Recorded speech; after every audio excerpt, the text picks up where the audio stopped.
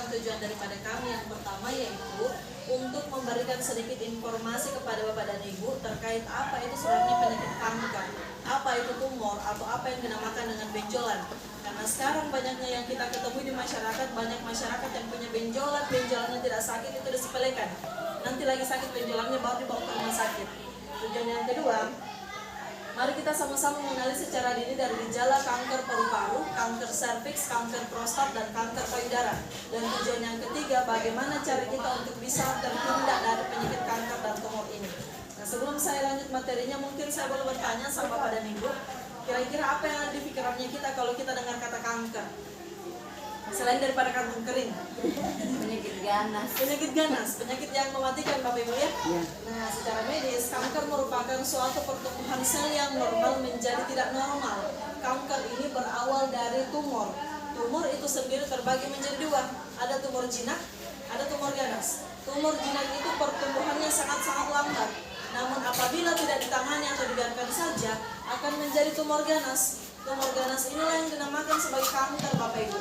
Sel kanker ternyata dia bisa berpindah atau berjalan ke seluruh tubuhnya kita. Kenapa? Karena dia dibawa oleh pembuluh darah atau metastasis. Nah, saya berikan salah satu contoh seperti ini. Yang paling sering disepelekan sama masyarakat, ada benjolan di punggung bagian belakang. Benjolan di punggung bagian belakang ini tidak sakit sama sekali, tapi dia berjalan karena dibawa sama pembuluh darah, jadi bisa berpindah ke kaki dan tangan seperti ini.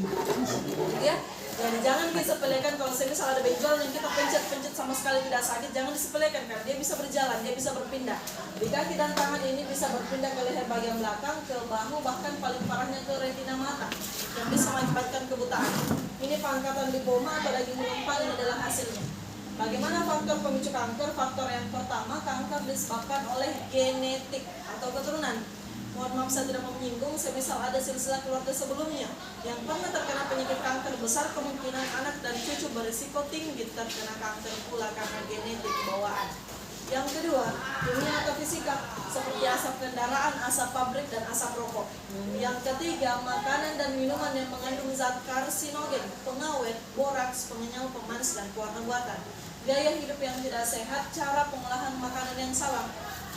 Untuk cara pengolahan makanan yang salah ini, Bu, saya berikan contoh pemakaian minyak goreng di rumah.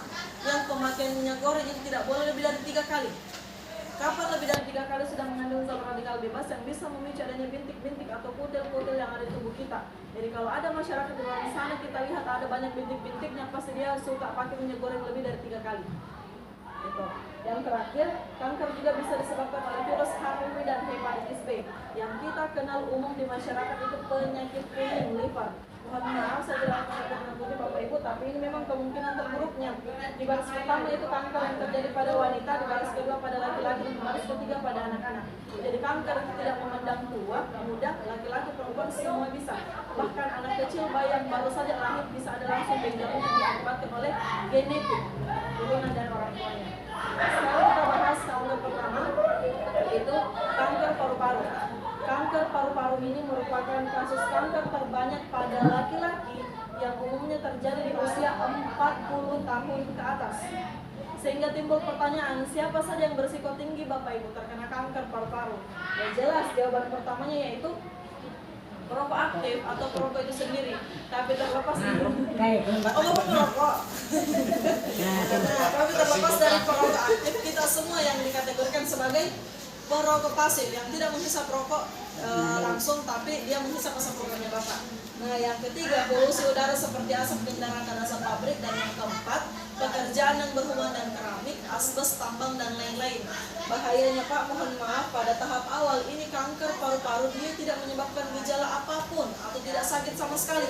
Makanya bapak-bapak perokok di luar sana itu santai sekali merokok, karena memang dia tidak rasakan sakit di awal. Kapan dia rasakan sakit? Ketika perkembangannya mencapai tahap yang pertama, batuk secara berkelanjutan hingga mengalami batuk berdarah. Yang kedua, selalu merasa kehabisan napas, nyeri pada dadanya. Yang ketiga, kelelahan tanpa alasan, bahkan penurunan berat badan hingga hilangnya nafsu makan. Belum. Nah, ini mohon maaf saya tampilkan, ini ada skema sadari yang boleh kita bedakan paru-paru yang sehat yang berwarna putih, sedangkan ini yang sudah divonis terkena kanker paru-paru atau umumnya paru-paru yang perokok. Singkat dari kanker paru-paru kita beralih ke kanker kedua, yaitu kanker serviks, kanker yang hanya bisa terjadi pada wanita. Nah, di sini ada bentuk rahim normalnya, Bapak Ibu, mohon maaf. Yang rentan terkena kanker serviks ada 3 bagian. Yang pertama ada di leher rahim atau serviks itu sendiri, yang kedua ada di badan rahim atau endometrium, dan yang ketiga ada di indung telur di bagian kiri dan bagian kanan. Yang pertama, kita bahas yang ada di leher rahim. Ada wanita yang sering bergonta-ganti pasangan.